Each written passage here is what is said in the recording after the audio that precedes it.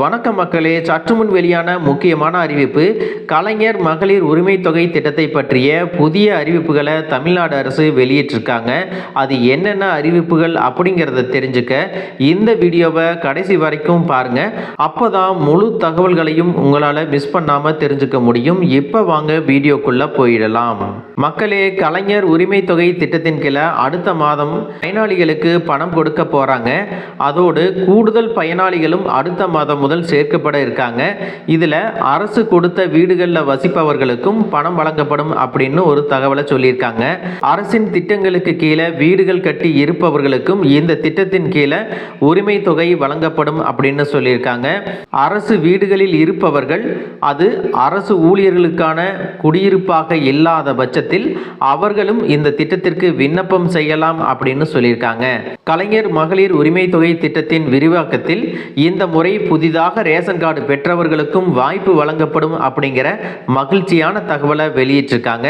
கடந்த முறை பார்த்தீங்க அப்படின்னா இந்த திட்டத்தின் உருவாக்கத்தின் போது புதிதாக ரேஷன் கார்டு பெற்ற பலருக்கும் இந்த விண்ணப்பங்கள் நிராகரிக்கப்பட்டது.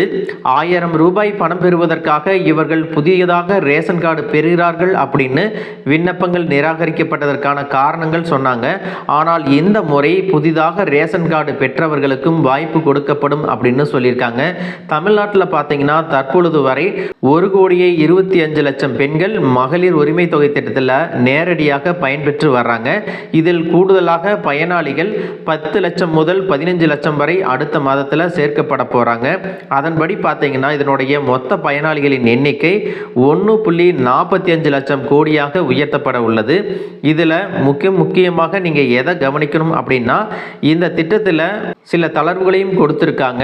இப்போது இருக்கக்கூடிய கட்டுப்பாடுகள் குறைக்கப்படுவதற்கான வாய்ப்புகளும் அதிகமாக இருக்கு.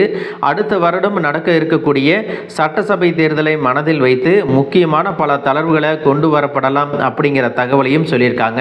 இப்போ வரைக்கும் என்னென்ன விதிகள் இருக்கு அப்படின்னு பார்த்தீங்கன்னா இந்த மகளிர் உரிமை தொகை திட்டத்தில் குடும்ப தலைவி இல்லாதவர்களுக்கு பணம் கிடைக்கும். அதாவது ஒரு வீட்டில் அப்பா 2 மகன் 3 மகள்கள் இருக்கிறாங்க அப்படின்னா யாருக்கும் திருமணம் ஆகவில்லை, அம்மா உயிரோடு இல்லை என்றால் அந்த வீட்டில் இருக்கக்கூடிய 21 வயது நிரம்பிய முதல் பெண்ணுக்கு உரிமை தொகை பணம் 1000 ரூபாய் தரப்படும். அவர்கள் குடும்ப தலைவி இல்லை என்றாலும் மகளிர் உரிமை தொகை வழங்கப்படும் அப்படின்னு சொல்லியிருக்காங்க.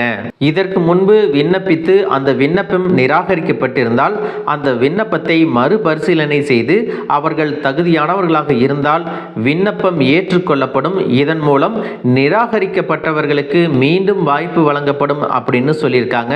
அதே போல விவாகரத்து பெற்றவர்களுக்கும் மகளிர் உரிமை தொகை கிடைக்கும். அவர்கள் தனி ரேஷன் கார்டு பெற்றுள்ள நிலையில் கண்டிப்பாக அவர்களுடைய வங்கி கணக்கில் 1000 ரூபாய் வரவு வைக்கப்படும் அப்படிங்கிறதையும் சொல்லியிருக்காங்க. மக்களே, அதோடு கடந்த முறை பார்த்தீங்கன்னா சில பெண்களுக்கு ஆவணங்கள் சரியில்லை அப்படின்னு சொல்லிட்டு பணம் வழங்கப்படவில்லை.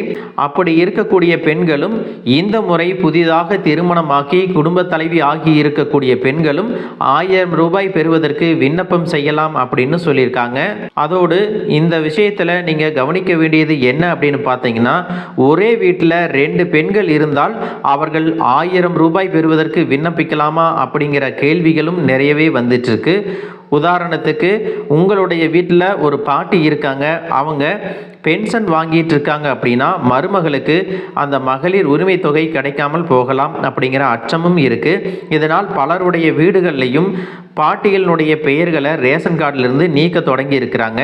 ஆனால் உங்கள் வீட்டில் எத்தனை பெண்கள் இருந்தாலும் அரசினுடைய பென்ஷன் வாங்கி கொண்டிருந்தாலும் பிரச்சனை இல்லை. அந்த ரேஷன் கார்டில் குடும்ப தலைவி யாரோ அவர்களுக்கு மகளிர் உரிமை தொகை வழங்க முடியும் அப்படின்னு சொல்லியிருக்காங்க. அப்படி உங்களுடைய வீட்டில் 2 பெண்கள் இருந்து விண்ணப்பிக்கிறாங்க அப்படின்னா அவர்கள் பென்ஷன் வாங்கக்கூடாது. அதாவது குடும்ப தலைவியாக இருப்பவர்கள் பென்ஷன் வாங்கக்கூடாது. அதே போல அவர்களின் கணவர் அரசு வேலை செய்யக்கூடாது. மற்றபடி ஒரே வீட்டில் பல பெண்கள் இருந்தாலும் அவர்கள் பென்ஷன் பெறவில்லை என்றால் மகளிர் உரிமை தொகைக்கு விண்ணப்பிக்கலாம் அப்படிங்கிற தகவலையும் சொல்லியிருக்காங்க. மக்களே, இந்த தகவல் உங்களுக்கு ரொம்பவே பயனுள்ளதாக இருந்திருக்கும் அப்படின்னு நினைக்கிறேன். இது போன்ற அரசு அறிவிக்கிற அனைத்து உண்மை அப்டேட்டுகளையும் தெரிஞ்சுக்க நம்ம சேனலை சப்ஸ்கிரைப் பண்ணுங்கள். வீடியோ பிடிச்சிருந்தா ஒரு லைக் பட்டனையும் தட்டி விட்டுருங்க. தேங்க்யூ ஃபார் வாட்சிங்.